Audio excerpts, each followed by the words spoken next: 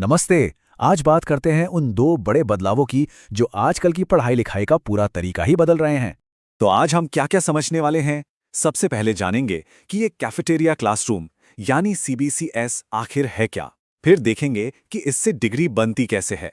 इसके बाद बात होगी डिजिटल एग्जाम यानी सीबीटी की, उसकी पूरी प्रक्रिया समझेंगे और आखिर में देखेंगे कि ये दोनों मिलकर पढ़ाई और एग्जाम के भविष्य को कैसे बदल रहे हैं। तो चलिए शुरू करते हैं पहले टॉपिक से। एक ऐसा सिस्टम जो स्टूडेंट्स को अपनी पढ़ाई खुद डिजाइन करने की आज़ादी देता है। तो ये सीबीसीएस है क्या? देखिए, इसका सीधा सा मतलब है चॉइस बेस्ड क्रेडिट सिस्टम। ये ना एक बहुत ही फ्लेक्सिबल एजुकेशनल मॉडल है। मतलब अब वो जमाना गया जब आपको कॉलेज से एक फिक्स्ड मेन्यू मिलता था। यहाँ आप अपनी पसंद के कोर्स चुन सकते हैं, ठीक वैसे ही जैसे किसी कैफेटेरिया में अपनी पसंद का खाना चुनते हैं।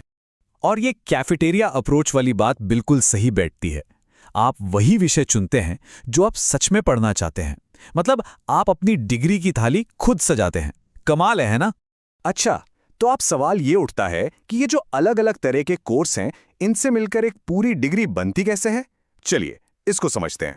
तो देखिए, सीबीसीएस में मोटे तौर पर 3 तरह के कोर्स होते हैं। सबसे पहले हैं कोर कोर्स। ये तो कंपलसरी हैं। मतलब अगर आप बीएससी फिजिक्स कर रहे हैं तो फिजिक्स के पेपर आपके कोर कोर्स हुए। फिर आते हैं इलेक्टिव कोर्स। ये वो कोर्स हैं जो आप अपनी मर्जी से चुनते हैं, जैसे फिजिक्स का स्टूडेंट म्यूजिक चुन ले। और तीसरे हैं फाउंडेशन कोर्स, जो आपकी स्किल्स और नॉलेज को बढ़ाने के लिए होते हैं। अब इन इलेक्टिव और फाउंडेशन कोर्सेज को थोड़ा और समझते हैं। देखिए, इलेक्टिव कोर्स भी दो तरह के होते हैं। एक है डीएससी यानी डिसिप्लिन स्पेसिफिक, मतलब अपने ही सब्जेक्ट में कोई खास स्पेशलाइजेशन। और दूसरा है जीई यानी जेनरिक इलेक्टिव। इसमें आप किसी दूसरे डिपार्टमेंट का सब्जेक्ट ले सकते हैं। और फाउंडेशन कोर्स में भी दो हिस्से हैं। एक है एईसीसी जो जरूरी होता है, जैसे इंग्लिश कम्युनिकेशन, और दूसरा है एसईसी जो आपको कोई जॉब ओरिएंटेड स्किल सिखाता है, जैसे वेब डिजाइनिंग। तो ठीक है, कोर्स तो चुन लिए, पर परफॉर्मेंस कैसे नापी जाएगी? इसके लिए होता है क्रेडिट सिस्टम। हर सब्जेक्ट के कुछ क्रेडिट्स होते हैं जो उसके टीचिंग आवर्स पर बेस्ड होते हैं।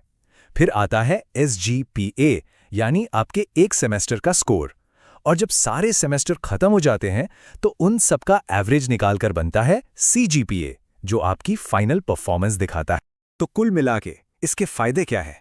सबसे बड़ा फायदा तो है स्टूडेंट की अपनी चॉइस, वो अपनी पसंद से पढ़ सकता है। दूसरा, इसके क्रेडिट्स ट्रांसफरेबल होते हैं, मतलब आप कॉलेज बदलें तो भी दिक्कत नहीं। और तीसरा, ये सिस्टम ग्लोबल स्टैंडर्ड्स पर बना है, मतलब पूरी दुनिया में इसे मान्यता मिलती है। तो ये तो हुई सीबीसीएस की बात कि क्या पढ़ना है। अब आते हैं दूसरे अहम हिस्से पर कि उसे टेस्ट कैसे किया जाएगा। चलिए अब बात करते हैं कंप्यूटर बेस्ड टेस्टिंग यानी सीबीटी की। सीबीटी का मतलब बहुत सीधा है। जब एग्जाम पेन पेपर पर नहीं बल्कि कंप्यूटर पर होता है तो उसे ही कंप्यूटर बेस्ड टेस्टिंग कहते हैं। आजकल तो आप देख ही रहे हैं, जेईई, यूजीसी नेट, सीटेट, लगभग सारी बड़ी परीक्षाएं अब सीबीटी मोड में ही हो रही हैं। अब ये होता कैसे है? बहुत सिंपल प्रोसेस है। आपको एक कंप्यूटर मिलता है, आप लॉगिन करते हैं, स्क्रीन पर एक टाइमर चलने लगता है जो आपको बताता है कि कितना टाइम बचा है। आप एक एक करके सवालों के जवाब देते हैं।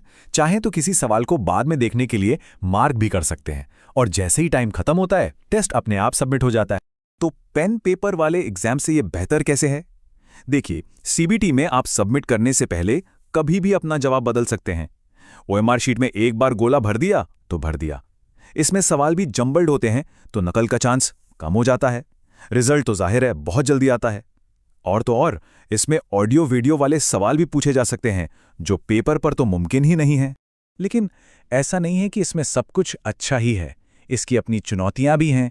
सबसे बड़ा डर तो टेक्निकल गड़बड़ी का है। मान लीजिए सर्वर डाउन हो गया या बिजली चली गई तो। और दूसरा, हमारे देश में जो डिजिटल डिवाइड है, मतलब जो बच्चे गांव देहात से हैं जिन्हें कंप्यूटर का ज़्यादा अनुभव नहीं है, उनके लिए ये थोड़ा मुश्किल हो सकता है।